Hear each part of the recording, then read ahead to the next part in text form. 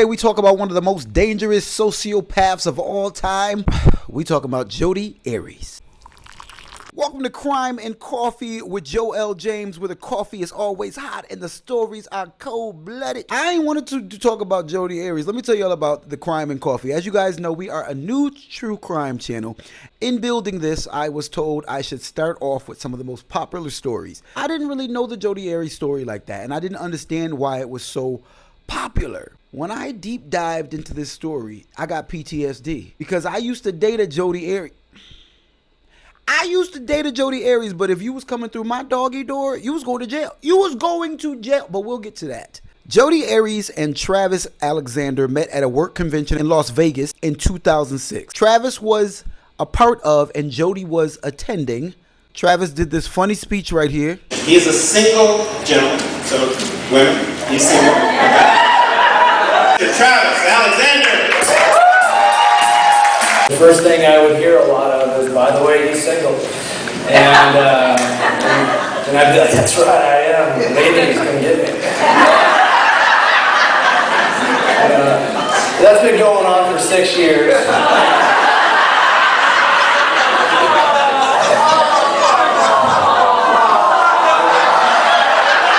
Travis does that speech and everybody loved him. You see, he was laughing. He said he was single. One of Travis's co-workers says, I got to introduce you to this girl, Jodi. Travis is a single guy, and I know he's always looking around for, for a cute girl to date, and so I introduced them. Now, he laughs about this when he tells his story. And you know what? I think that if somebody introduces you to the person that ends up unaliving you, they should do probation.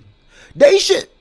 You introduce me to my killer? You got to go to jail too. You was a co-conspirator. But anyways, I digress because I was pissed. I got to figure out who the dude was and see if I can find the clip. But he laughing about it. Like, Travis was single. He was looking for his wife. So you introduce him to Jodi?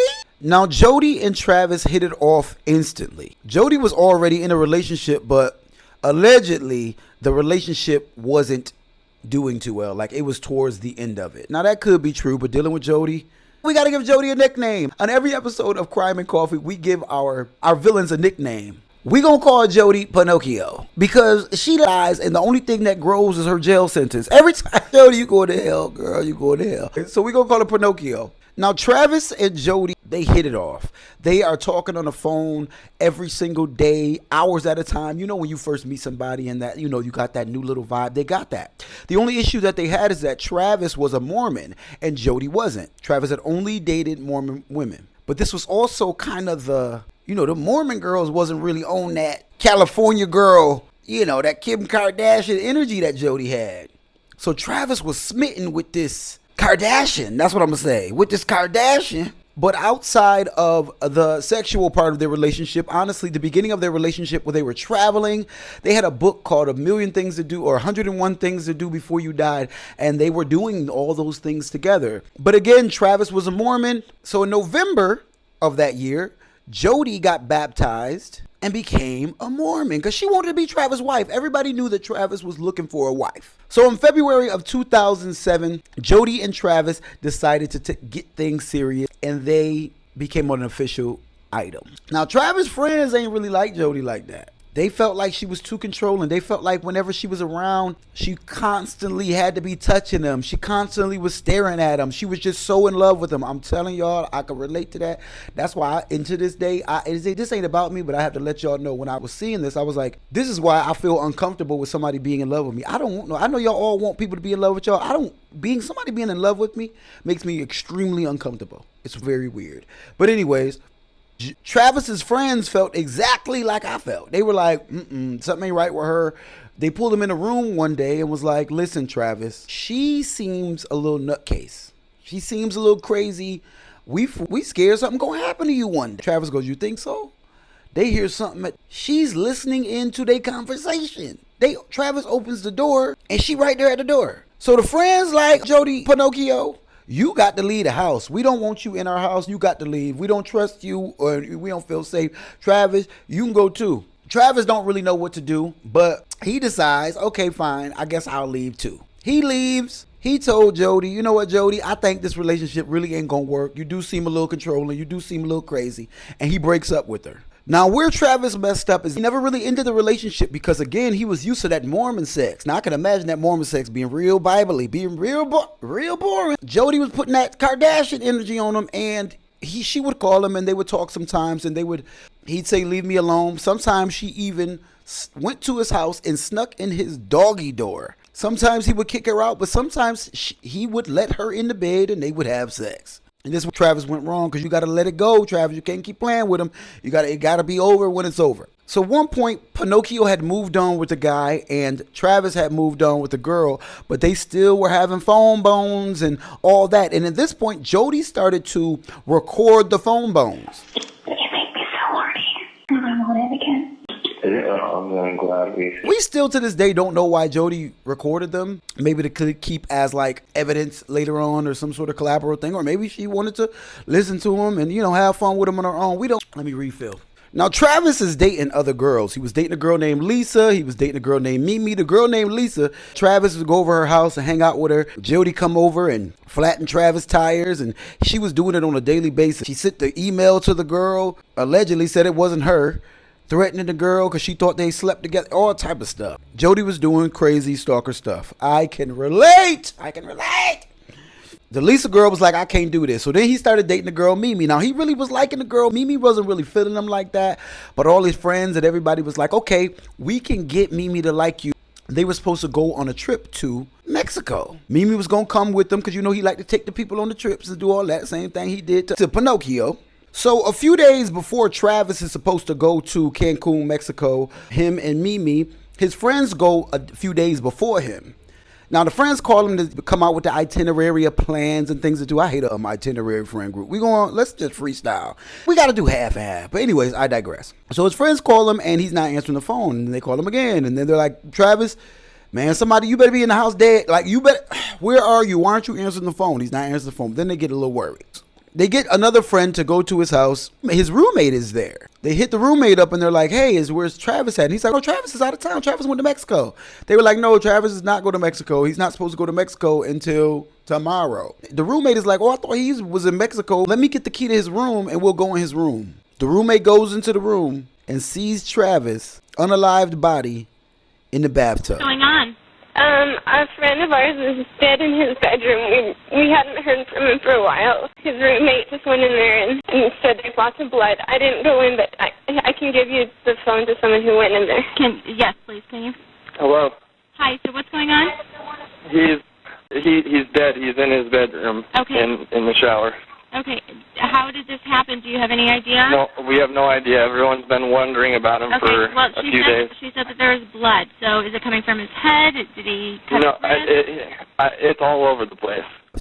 Travis's body had been in that bathtub for a few days. Jodi unalived him on the 4th of June. They didn't find him until the 9th of June. He had 30 stab wounds and was shot in the head. Pinocchio.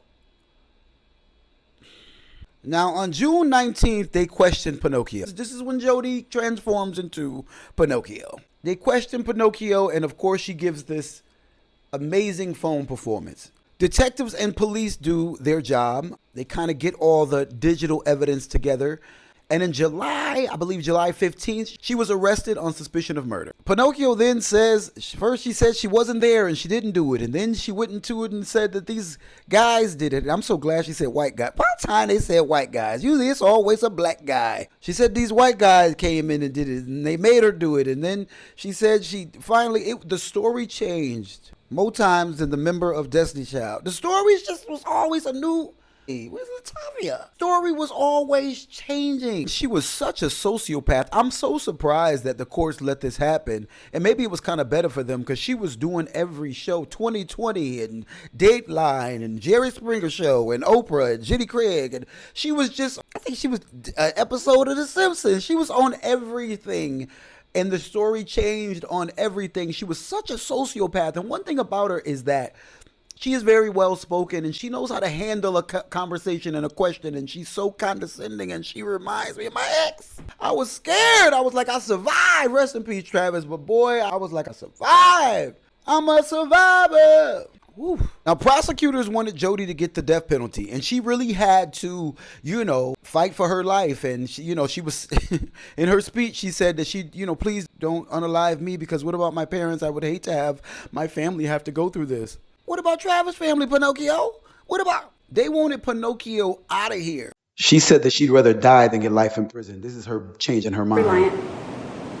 I didn't know that if I got life, there are many things I can do to affect positive change. In prison, there are programs I can start and people I can help.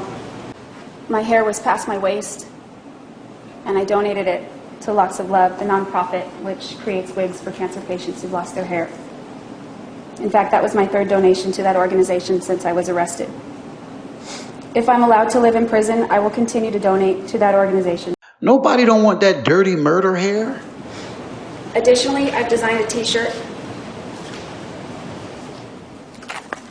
This is the t-shirt, of which 100% of the proceeds go to support nonprofit organizations which also assist other victims of domestic violence. She got some damn nerve to be selling shirts that says survivor. This girl is crazy. May 21st, Jodi Arias was sentenced to life in prison, as she should.